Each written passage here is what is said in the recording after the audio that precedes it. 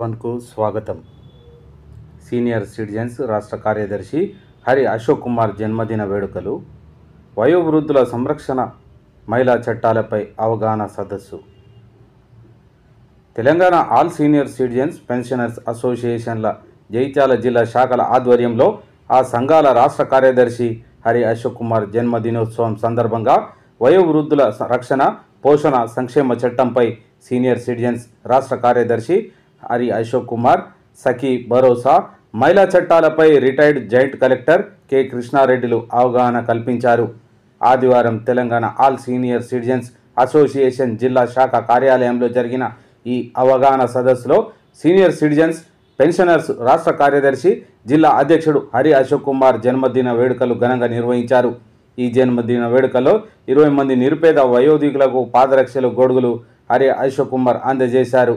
Collector Satyaprasad సూచనల మేరకు వయోధికులకు అండగా ఉంటూ ఆర్డీఓలకు వృద్ధుల సమస్యల పరిష్కారంకు కేసులు దాఖలు చేస్తూ వారి సంక్షేమంకు కృషి చేస్తున్న సీనియర్ సిటిజన్స్ జిల్లా, డివిజనల్, మండల, గ్రామాల ప్రతినిధులను Hari Ashok Kumar, retired joint collector కృష్ణారెడ్డిలు ఘనంగా సన్మానించారు.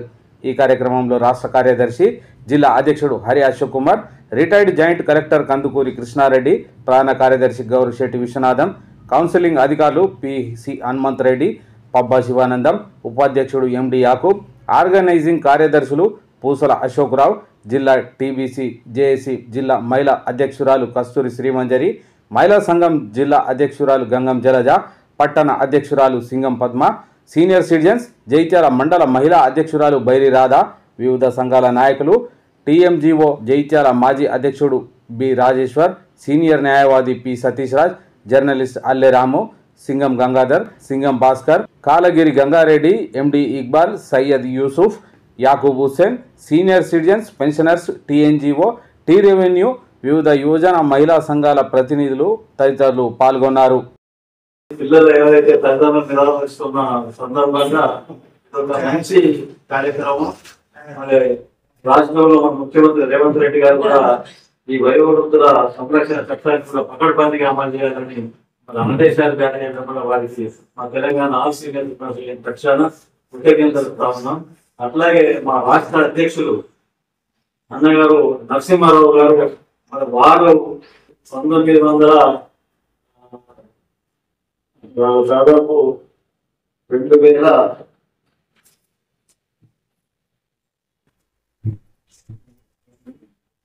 ఈ రాష్ట్ర వ్యాప్తంగా 33 జిల్లాలు వస్తున్నాయి సంఘాలు దిగ్విజయంగా ఈ తల్లిదండ్రులను కేసులో వారి సహాయ సహకారం తీసుకున్నాం. అట్లాగే జిల్లాలో మా అసోసియేషన్ విశ్వనాథన్ కానీ, హనుమంత్ కానీ, అశోక్రావు గారి, మా ప్రకాశ్రావు గారు కానీ, మరి మేము ప్రతి శనివారం ఆర్టీఓ కార్యాలయంలో ఈ వయోవృద్ధుల కేసులు మనకు గడపబడతాయి.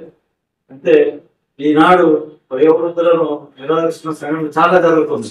ఆ మధ్య సిద్దిపేటలో ఒక తండ్రి, ఆ తండ్రి 4 కొడుకులకు మనిషికి 5 ఎకరాలు ఇచ్చినా కానీ అతన్ని మా చెలక నిలబడాలని బలవంతం చేయడంతో మరి ఆయన స్వయంగా ఆయన పొలంలోకి వెళ్ళి దేని నా బాధ, నా సొంత విడిచిపెట్టి వాడు హైదరాబాద్ ఉండే, వాడు నిజామాబాద్ ఉండే, వాడు వరంగల్ ఉండే, వాడు ఇక్కడ మన నిర్మల్ ఉండే, ఇక్కడికి ఈ ప్రతి నెల తిరగాలన్న అనే మనస్తాపంతో తనకు తానే చుట్టి పేర్చుకొని మరణించడం జరిగింది ఆయన పొలంలో. మరి ఇటువంటి సంఘటనలు బాగా జరుగుతూ ఉన్నాయి. ఇక్కడ మన తిమ్మాపూర్లో కూడా ఇటువంటి సంఘటన జరిగింది. తల్లి తనకు తానే మంచానికి కింద అకౌంట్ పెట్టుకొని వచ్చింది. మరి ఇటువంటి సంఘటనలు చాలా జరుగుతూ ఉన్నాయి. ఆ మధ్య శ్మశానంలో వదిలేసిన కనకరం తీరపడుతుంది. మళ్ళా మేము మా జిల్లా సంక్షేమాధికారి, మా ఆర్డీఓ పసుపులను కలిసి మరి ఆమెను హాస్పిటల్లో చేర్పించినాం. ఆ తర్వాత కూడా వాళ్ళను బయటపడి వాళ్ళను 3 నెలలు చేయలేకపోతే కూడా వీళ్ళక ఆఖరికి సిఐ గారికి మన మసూద్ మన ఆర్డీఓ గారికి ఫోన్ చేస్తే అప్పుడు వాళ్ళని బయట తెప్పించి అప్పగించినా కానీ మళ్ళా విడిచిపెట్టుకోరు. మళ్ళా చివరికి చేసేది ఏం లేక ఆ వయోవృద్ధుల అనాథాశ్రమంలో మరి చెప్పేసి జరిగింది. అంటే ఇటువంటి సంఘటనల వల్ల ఎక్కడ కానీ పెద్ద మనుషులే కానీ ఇతర ఆ ఊర్లలో వాళ్ళకి సహాయం అందించడం లేదు.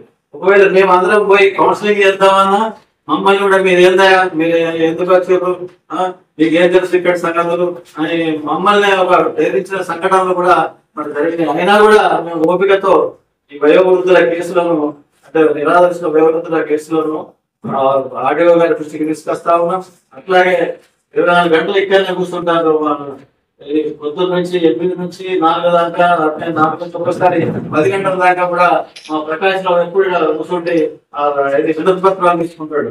నేనేమో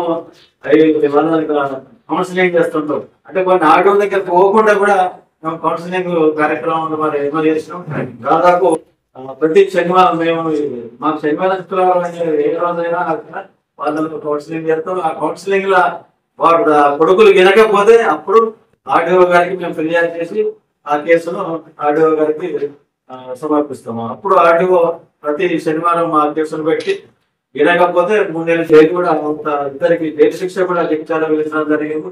అట్లా పురుషులు కూడా మా పబ్బ శివారంగా కూడా జైలు శిక్ష ఇచ్చినాం. ఇట్లా చాలా మరి కేసులు కూడా మేము వయోవృద్ధుల దగ్గర పరిష్కరించినాం. మరి మాకు ఈ వయోవృద్ధుల నిరాధార రైతుల వయోవృద్ధులు ఎవరైనా కానీ వాళ్ళకు ఎలాంటి కోర్టుకు కూడా పోనవసరం లేదు. మరి గతంలో చట్టం లేనప్పుడు కోర్టుకు వ్యయ ప్రయాసతో మరి మాకు పైసలు కట్టించుకొని వాళ్ళు వెళ్ళేవారు. ఇప్పుడు అదంతా ఏం లేదు. కేవలం మా దగ్గరికి వస్తే చిన్న కాగితం మీద మేమే రాస్తాం పెట్టాను. ఆ రాసి ఆర్డీఓ గారికి సమర్పిస్తాం. మాకు వినకపోతే ఆర్డీఓ గారికి సమర్పిస్తాం. మరి ఏ ఒక్క నయా కొంత ఖర్చు లేకుండా కూడా వాళ్ళ కేసులు పరిష్కారం లేకుండా క్యాన్సిలేషన్ అధికారులు కూడా కోర్టులలో పబ్బ శివానందం, రాజమోహన్, లక్ష్మీనారాయణ, రాజయ్య వీళ్ళు ఉన్నారు. వీళ్ళు కూడా మరి ఆర్డీఓ గారికి వీళ్ళే వాళ్ళని మొత్తం కౌన్సిలింగ్ చేసి అసలు వాళ్ళకి ఏ శిక్ష వేయాలి ఏంటి అనేది కూడా వీళ్ళు రిపోర్ట్ ఇచ్చినాకనే ఆర్డీఓ ఇస్తున్నారు.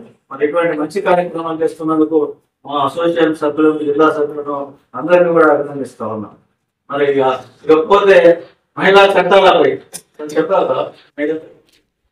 పని ప్రదేశాల్లో లైంగిక వేధింపుల నిరోధక చట్టం ఉన్నది. మొన్న మా గంగం జరిత అసలు జగిత్యాల జిల్లాలో లేకుంటే ఆమె వెళ్ళి కలెక్టర్ గారికి పరిశీలించింది. ఆ పరిశీలించిన వెంటనే మా జిల్లా సంక్షేమ స్పందించి లైంగిక నిరోధక చట్టం ఒక కమిటీ ఏర్పాటు చేసింది. ఈ కమిటీకి అసలు కలెక్టర్ గారు చైర్మన్. అయితే ఎవరైనా ఈ లైంగిక వేధింపుల నిరోధక చట్టం కింద మహిళ కేసు పెడితే ఉద్యోగం చేస్తున్నా ఎవరైనా మహిళ కేసు పెట్టినట్లయితే వెంటనే 90 రోజులు కూడా మనం పరిష్కరించాలి. ఆ పరిష్కరించడానికి అతని సస్పెండ్ చేస్తారు. కొన్ని టీచర్ని సస్పెండ్ చేస్తారు. ఆ మధ్య ఎంపీడీఓ మల్యాల గారు కూడా ఇట్లే అటెండర్ మీద మరి లైంగిక వేధింపులు చేస్తే ఆయన కూడా సస్పెండ్ కలెక్టర్ శరత్ కాలంలో సస్పెండ్ చేయడం. మరి ఇటువంటి ఏదైనా కానీ మహిళలకు వేధింపులు జరిగితే వెంటనే వారు కలెక్టర్ గారికి ఫిర్యాదు చేస్తూ లేకపోతే లైంగిక వేధింపుల కమిటీ చైర్మన్ అయినా ఇప్పుడు లేబర్ ఆఫీసర్ ఉన్నది ఆమె ఫిర్యాదు చేయొచ్చు. లేకపోతే కలెక్టర్ గారు కూడా డైరెక్ట్ ఫిర్యాదు చేయొచ్చు. మా దగ్గరికి వచ్చినా మేము కూడా ఫిర్యాదు తీసుకొని సమర్పిస్తాం. మరి అట్లే కాకుండా సఖి అనే కేంద్రం కూడా మరి జిల్లా కేంద్రంలో మరి పెట్టడం జరిగింది. మహిళల కోసం విడాకులు, వాళ్ళ విడాకులు కావాలా, విడాకులు పెడుతున్నారు, విడాకుల కోసం బెదిరిస్తున్నారు అన్నా కూడా వాళ్ళ కౌన్సిలింగ్ చేసి వాళ్ళ పోలీసు సహాయం, లీగల్ సహాయం కూడా మరి అందిస్తా ఉన్నారు. 24 గంటలు కూడా సఖి కేంద్రం పనిచేస్తూ ఉంది. 108 వాళ్ళు 108 పనిచేస్తూ ఉంది.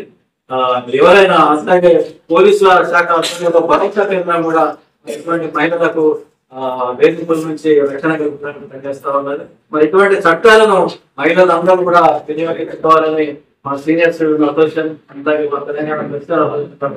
కోరుతా ఉన్నాం. ఇటువంటి చట్టాలను సద్వినియోగం చేసుకుంటే నీకు వయోవృద్ధులేమో ఈ వయోవృద్ధుల సంరక్షణ చట్టాన్ని సద్వినియోగం చేసుకోవాలి. అట్లాగే ఈ మహిళలందరూ ఈ సఖీ కేంద్రం కానీ, భరోసా కేంద్రం కానీ, ఈ లైంగిక వేధింపుల చట్టం ద్వారా కూడా మరి వాళ్ళు ఫిర్యాదు చేసినట్టు వాళ్ళ సమస్య పరిష్కరించబడుతుంది. మేము ఫిర్యాదుల బాక్సులు కూడా పెట్టాలని కోరినాం. ప్రతి ఆఫీస్ లో కూడా ఫిర్యాదుల బాక్సులు పెట్టాలని కలెక్టర్ గారు కూడా పత్రం సమర్పించాం. మరి ఇటువంటి కార్యక్రమాలను మా అసోసియేషన్ మా సభ్యులందరూ కూడా ఒకసారి ధన్యవాదాలు తెలుస్తూ అందరికీ పేరు పేరున